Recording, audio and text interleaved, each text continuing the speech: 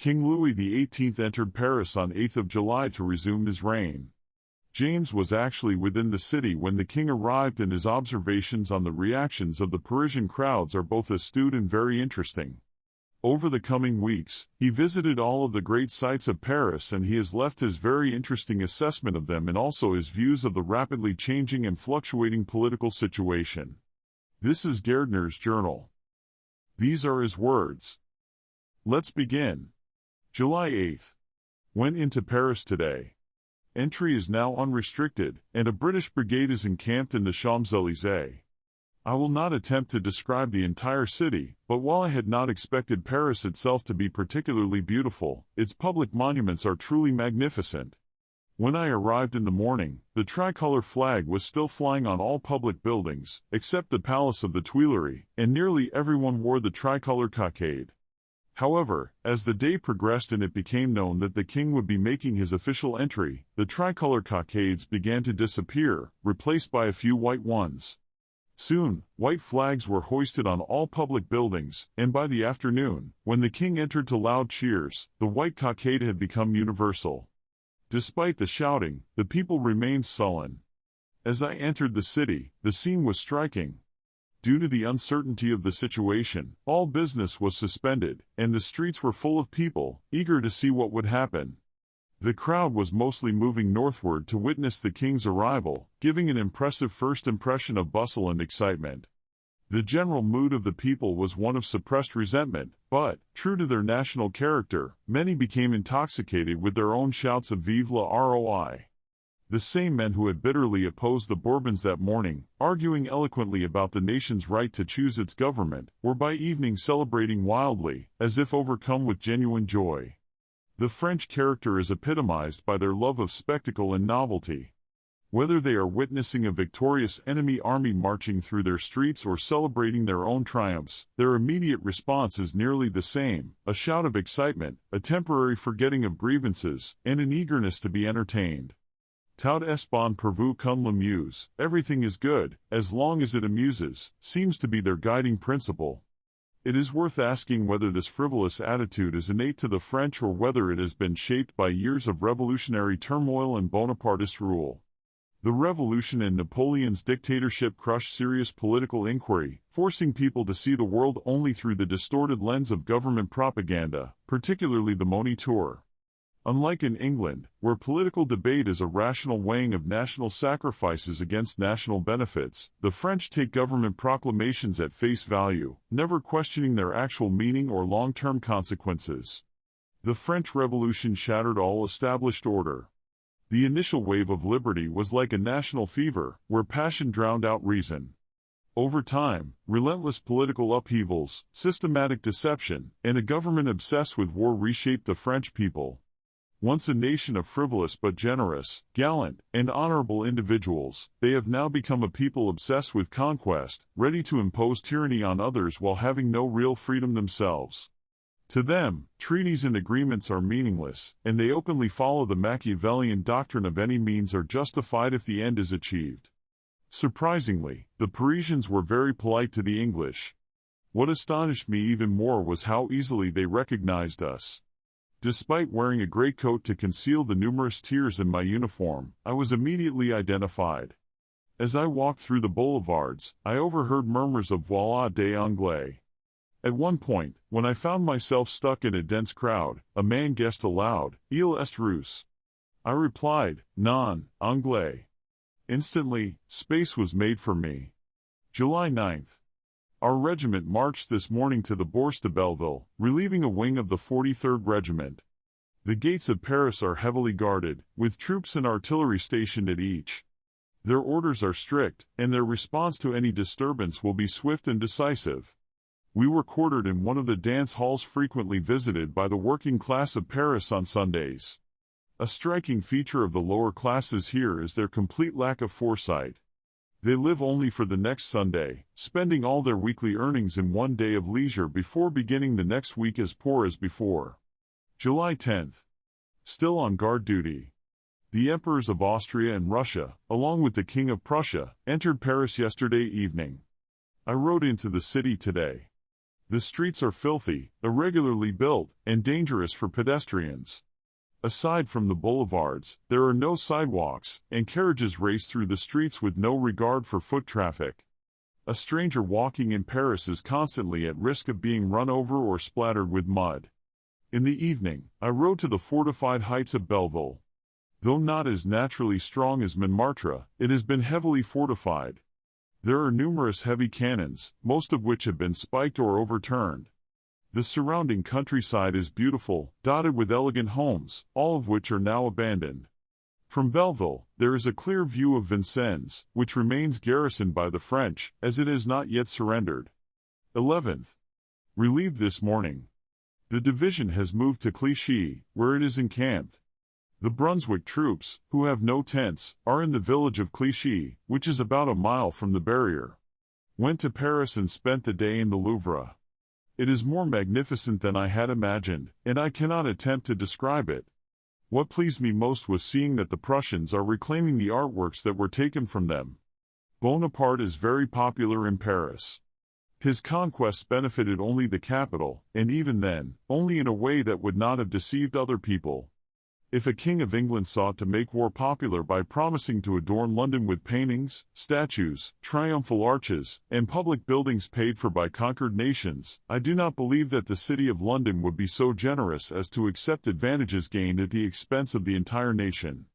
At any rate, I am certain that the nation would have too much spirit to be dictated to by the city of London. The state of these two capitals differs greatly in this regard. In France, the population of Paris is distinct from the rest of the country. Almost all the upper classes, government officials, and persons of great wealth and influence reside in Paris and only occasionally visit their estates. Even then, if they stay longer than a day or two, they take their Parisian lifestyle with them. In England, however, the influential residents of London, those who, through their intellect, wealth, and professions, shape public opinion, spend a considerable portion of the year in the countryside.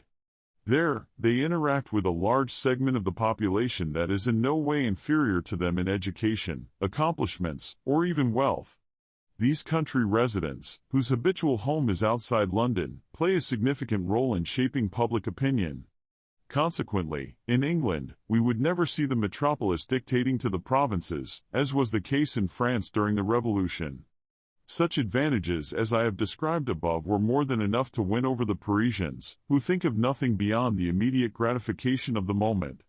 To satisfy their vanity and provide them with reasons for spectacle and celebration is to make them happy. Another reason for Bonaparte's popularity is that he was essential to fulfilling their greatest passion, national pride. It is a mistake to think that the desire for conquest existed only in Bonaparte and that the nation was merely his unwilling tool. I am convinced that, if not the majority of Frenchmen, then certainly most Parisians, looked forward with pride to the day when France would be mistress of the world. This ambition was not merely the passion of the military but of the entire nation. Moreover, they hoped to achieve it without making great sacrifices themselves. Bonaparte's strategy, which he openly declared, was to make war sustain itself, to wage war using the blood and resources of foreign nations. His stated plan during the Russian campaign of 1812 was to raise the Poles by promising to restore their kingdom. "Russia has wronged all of Poland," was his own expression. He intended to arm the Poles and use them to conquer Russia, while the French army occupied Poland. Given such promises, it is no wonder that a nation greedy for conquest remained devoted to a man widely believed, justly, I think, to possess extraordinary abilities and who vowed to satisfy their ambitions with minimal personal cost. 12th. Visited the Louvre again, it is truly magnificent. 13th. I saw the King of Prussia in the Louvre today. He was plainly dressed and is a fine-looking man. I attended the King's levee today at the Tuileries Palace and saw Marshals Oudinot and Serrurier there. The entrance hall to the King's rooms is called the Hall of the Marshals because it is adorned with portraits of France's marshals. The levee was almost entirely attended by military personnel. The avis, notice, at the beginning of the museum's description of the statues states, "Most of the statues displayed in the antique gallery are the result of conquests made in Italy, and, in compliance with the Treaty of Tolentino, they were taken from the capital and the Vatican." They were selected by citizens Barthélemy, Berthollet, Moit, Thuin, and Minute, who were appointed as commissioners by the French government to acquire objects of science and the arts. All work carried out in the halls of the antique gallery of the museum, whether for reorganization or decoration, was executed without damaging them and under the supervision of Raymond, a member of the Institute of France. 14th. Went to the Luxembourg Palace, now called the Palace of the House of Peers. The gallery of Rubens there is very fine, though I lack the taste to fully appreciate Rubens. There are 2 paintings by their favorite living artist, David. The drawing is excellent, but I do not like his style of coloring. It is too glaring, too polished. The gallery of Vernet is exquisitely beautiful.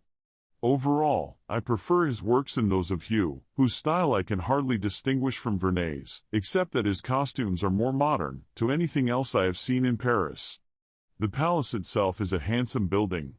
By the way, there is a statue by Pajou, Psyche Abandoned, which I prefer to any statue I have ever seen, not even excepting the famous Venus de Medici. There is also one by de Leicester of Psyche in Love, Diana entering the bath, Venus emerging from the bath by Allegrain, and La Bénuse by Julian, all by French artists and very fine. This evening, I went to the Académie de Musique Française, the French opera. I had great difficulty getting in due to the king's presence.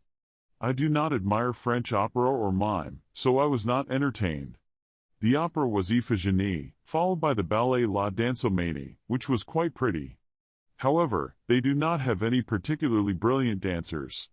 The comedy, on the other hand, was very humorous and quite good. The orchestra is strong and excellent. The conductor does not play but directs the band with a staff, as in Ghent. The theater is not particularly impressive and is lit by a single chandelier. On the whole, I was rather disappointed, though their method of changing scenes using trapdoors is excellent. 15th. Today, I visited the Jardin des Plantes or Museum of Natural History.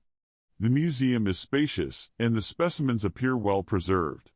The anatomical museum is very curious. Among its exhibits is the skeleton of the man who murdered the French General Kleber in Egypt. The live animals are kept outdoors in enclosed spaces in the garden.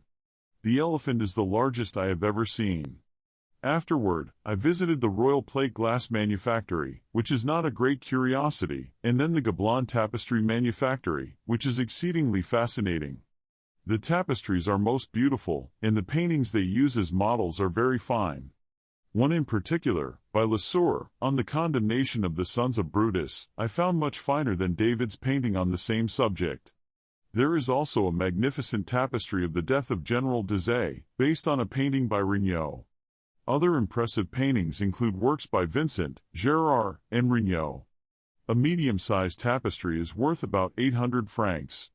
Besides the many artistic masterpieces available for study in Paris, artists have another advantage. Every 2 years, an exhibition of living painters is held in the Louvre, and those who receive the highest praise from the Institute are sent to Rome for 3 years at its expense. There is nothing comparable in England. The people of Ghent demonstrated a similar public spirit by supporting their own countrymen in this way. 16th. Rode into Paris after dinner. The number of people walking in public places is immense. I believe it is much more crowded than London. The people, especially the women, are also exceedingly well dressed. I heard the Emperor of Austria's band play before his residence, which it does every evening. It was very fine. 17th. Rode to the Hôtel des Invalides, the École Militaire, the Champ de Mars, and then to the Church of Saint-Sulpice. There are some fine paintings there. The cupola above the altar, painted in fresco by Lemoyne, is very beautiful, and the way the lighting from above falls upon it enhances the effect greatly. I then visited the Panthéon, which I did not find particularly remarkable, and Notre Dame, which also left me disappointed. 18th. Visited the catacombs, very curious. This site originated as a quarry. The stone, which is exactly like what we call Bath stone in England, was used for building.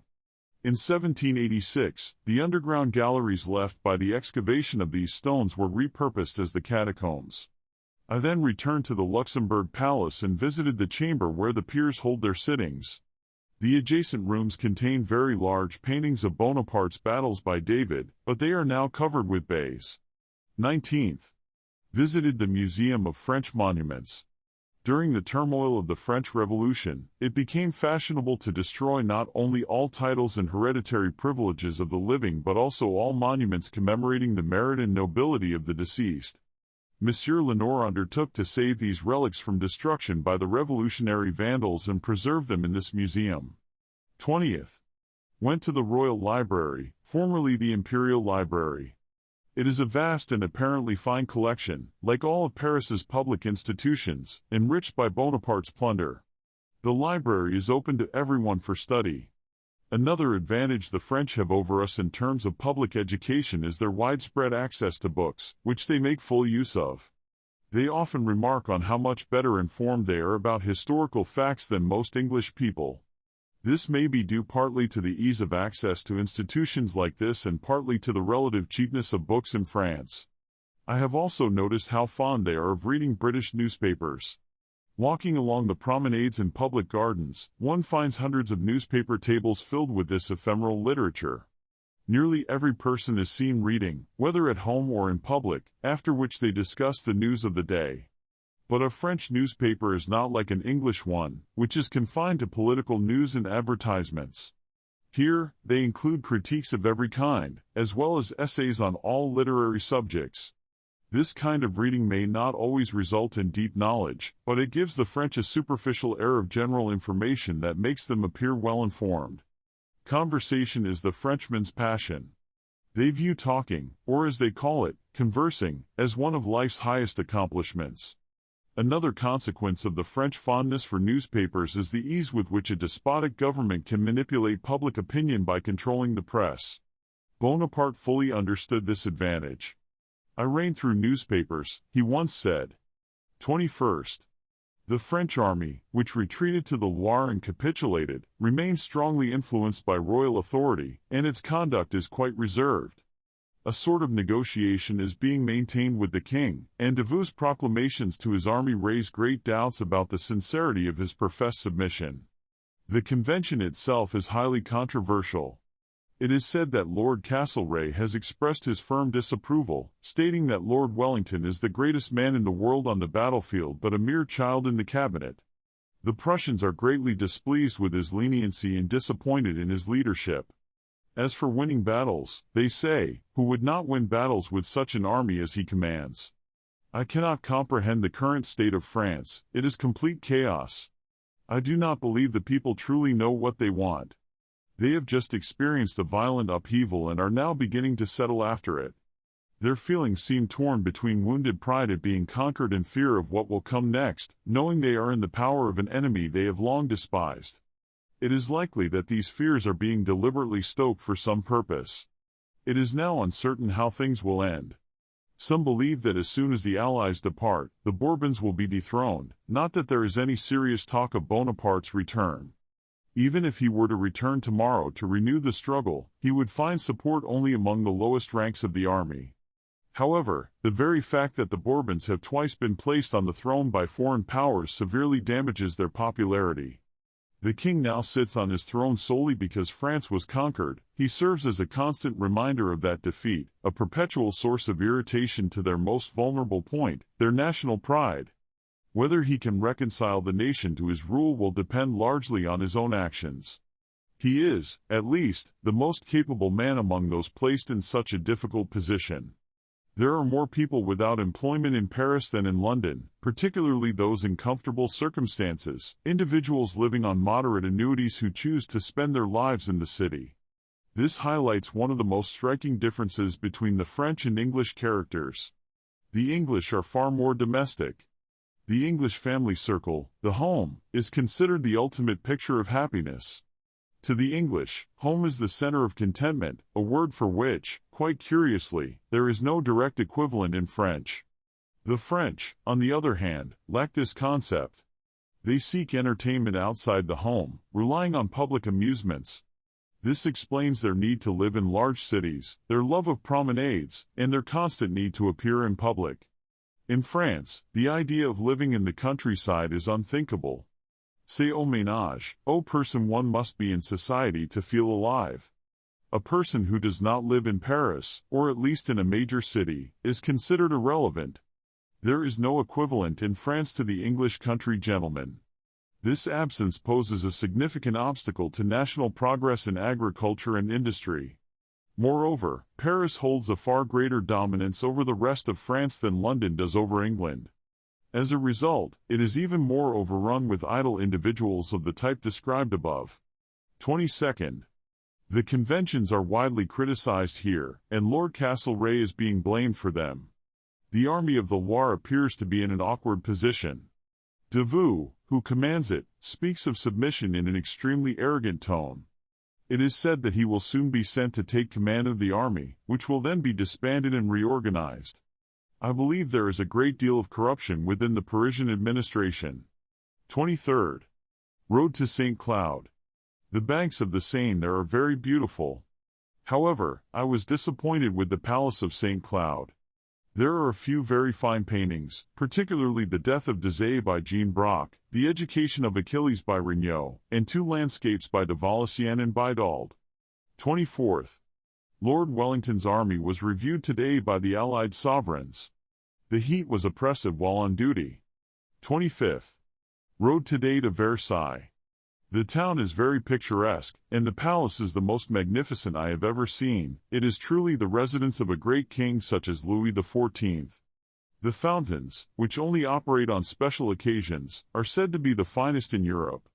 The main palace has been left in decay since the Revolution, but it is now being restored. The 2 smaller palaces, the Grand and Petit Trianon, are the most exquisite residences I have ever seen. There are some remarkable paintings there by Guérin, Denis, Vernet, Montgalland, Haguet, Bourgeon, and others. 26th. Rode to Fontainebleau, about 45 miles south of Paris. I was greatly disappointed by both the palace and the surrounding countryside. I passed through several villages near Paris, all of them very impoverished, and it was difficult to even find breakfast along the way. The palace is an old, comfortable-looking chateau set within a vast forest, and the surrounding landscape is wild and rocky. There are some Austrian troops quartered in the town. 27th. Returned home. 28th. We now receive our pay regularly, as it is due a few days after the muster day.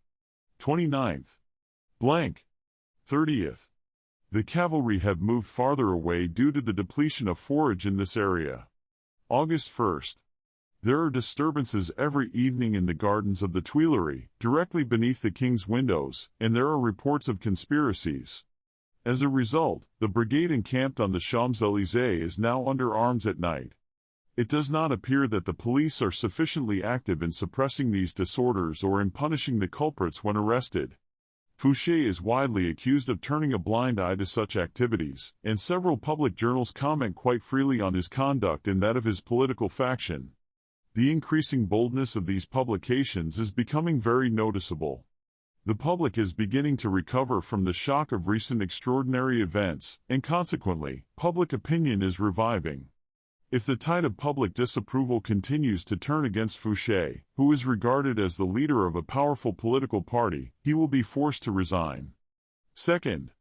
Went today to the Hôtel des Invalides to see the models of French fortresses. They are very impressive. The Prussians and Austrians are taking away several, particularly those on the Rhine. Also visited the Palais du Corps Legislatif, where there are some fine paintings. 8th. There was a review of Russian troops in Paris today. They are extraordinarily fine-looking men, well equipped, with the cavalry and artillery being particularly striking. The officers are mostly young men, with only 2 assigned to each company. The Russians do not have the typical German features, and their language is much softer than I expected. I also went to see the model of the Elephant Fountain, which Bonaparte had intended to erect on the site of the former Bastille. It is designed to be 55 feet high and 45 feet long, and when eventually completed, it will be one of the most magnificent public monuments in Paris. 9th. Rode to Malmaison today. It is a beautiful country estate. Lord Castlereagh is staying there. Unable to gain entry, I rode back home across the countryside, which is truly splendid, consisting mostly of vineyards. I asked many questions about land prices. Vineyards on hillsides, where land is more expensive than on the plains, sell for between 1,200 and 2,000 francs per arpent, which is smaller than an acre, containing only 100 perches, whereas an English acre has 160. The rental yield is about 5%. In a good year, an acre produces 20 pièces of wine, each worth 15 francs, meaning the rent is around 100 francs while the total produce is valued at 300 francs. One peasant told me he rents 45 perches at a rate equivalent to 80 francs per acre, which last year generated 30 francs in revenue. Meadowland sells for about 1,500 francs per acre. 18th. The paintings and sculptures in the Louvre that were taken from foreign countries are to be returned, and the process of dismantling them has already begun. The commission formed by Blucher and Wellington is being heavily criticized, though I am unsure of the extent to which this is justified. Lord Wellington, in particular, is being accused of a lack of firmness in diplomatic negotiations. 27th. The fountains at Versailles are playing today. The king will make himself very unpopular with the Parisians if he moves his court to Versailles. Bonaparte secured his popularity in Paris in part by keeping his court there and by requiring government officials to reside in the capital. A dreadful wave of persecution is unfolding in the south of France, where Protestants are being targeted by self-proclaimed royalists. The peasantry and various armed bands of the worst kind are committing such outrages in certain provinces that the gentry are being forced to seek refuge in the cities. Paris, September 4, 1815. My dear Laura, I believe I deserve your accusation of laziness. I ought to have written to you sooner, but although not actually busy, I have been very much occupied here. You want to know what I think of Paris. I think it is extremely worth seeing, but now that I have seen it, I am very eager to leave. As a curiosity, it is worth the effort to explore, but of all the cities I have ever visited, it is the last in which I would wish to settle. It is not nearly as handsome as London, though it does have more public attractions, at least at the present moment, for they consist entirely of stolen goods and are disappearing rapidly. The Gallery of the Louvre, which is the greatest curiosity in Paris and indeed the most perfect of its kind in Europe, therefore, in the entire world, is composed entirely of plundered paintings. It is delightful to walk through it now and see the Prussians at work, then to observe the ill-concealed rage and wounded pride on the faces of the Frenchmen. Whenever I see someone looking particularly angry, I innocently ask why they are moving the paintings. "Oh, I know nothing about it," is the typical response, and the person quickly hurries away to avoid further discussion of such a painful subject. The Prussians are remarkable men, and Blucher is the only one who treats the French as they deserve to be treated. Our noble Duke is heavily criticized for his leniency toward these scoundrels. The Prussians, and indeed all foreign officers, do not hesitate to say that he is little better than an old woman. As for winning battles, they say, who would not win battles with such troops as the British? However, for my own part, while I certainly credit him as the best general in the world, he is no friend to his own army. I am completely disgusted with the French people. They say that the Emperor of Russia and the Duke of Wellington are the only friends the Parisians have in all of Europe, and if, as we are told, the character of one's friends reflects credit or discredit upon oneself, then the friendship of the Parisians is certainly nothing to boast about. For my own part, I cannot walk the streets without losing my temper, I detest them so much. Oh, if I were absolute for just 24 hours! How different they are from the people in the south of France. As proof, the other day a letter arrived written on behalf of the entire population of Castel-Sarracen, addressed to our regiment. They had heard that we were engaged at Waterloo and were exceedingly anxious to hear from those of their old friends who were fortunate enough to have survived. I am truly sorry to say that it is not only the men here whom I dislike, the women are even more provoking. They are more bitter in argument and speak confidently about matters of which they can know nothing. One lady told me the other day that Englishmen do not know what patriotism is. "You English," she said, "love your country as you love everything else, in a cool, tranquil manner, from principle, as you call it. But you can have no conception of the intense love that a Frenchman bears for his country. Have you ever heard such nonsense?" With all due respect, I assured her that she knew nothing about it and had entirely misunderstood the character of Englishmen. An Englishman, I said, whatever he may feel, feels it deeply, with all his heart, but he feels quietly. It is the same with the French and English armies. The French army has done very little but made a great noise about it, whereas the English army has done a great deal and said nothing. Her husband, a French colonel, took a pinch of snuff and grinned horribly. I wish they would move us into cantonments, the countryside around here is completely exhausted. So, General Bonaparte is finally off to St. Helena. It is a pity, poor fellow, that they would not let him live quietly in England. I always thought him a coward, now I am convinced of it. He ought to have died like a soldier at Waterloo. Had he done so, he would have been admired in future generations as a hero. His faults would have been forgotten, and only the great achievements that marked the beginning of his career, along with the glorious death that concluded it, would be remembered. But he, who by his own account thrived on agitation, found luxury in camps, on horseback, and in fatigue, how will he endure the waveless calm and slumber of the dead that awaits him at St. Helena? Followed, moreover, by the contempt of the world that he once trod upon and despised in the pride of his greatness. But leave him to his fate and to the oblivion that, to him, is the greatest of all punishments. I am exceedingly grateful to the ladies who have done me the honor of taking an interest in my fate. As for the Mr. Tully you mention, I have no opportunity at present to determine who he is, as Jock is not here, he is on his way from Brussels, fully recovered. Poor Emily must have been terribly anxious. I shall let him know how she felt, though I am certain she has already written. Nancy Mallett's death is a fortunate event, as her life was distressing both to herself and to her family. Remember me to all friends. I hope to be with you over the winter. I do not believe affairs here will be settled for another 2 or 3 months, and in the spring, I hope to be in America. By the way, I do not see why you should assume that if I go there, you will never see me again. Give my regards to my aunt and all our friends, and believe me, my dear Laura, your affectionate brother, J.P. Gairdner. P.S. Edward Kemp called on me the other day, but I have not been able to see him, he is always out. That concludes the 13th part of the story. Thank you very much for listening. Please like and subscribe if you enjoy this type of content.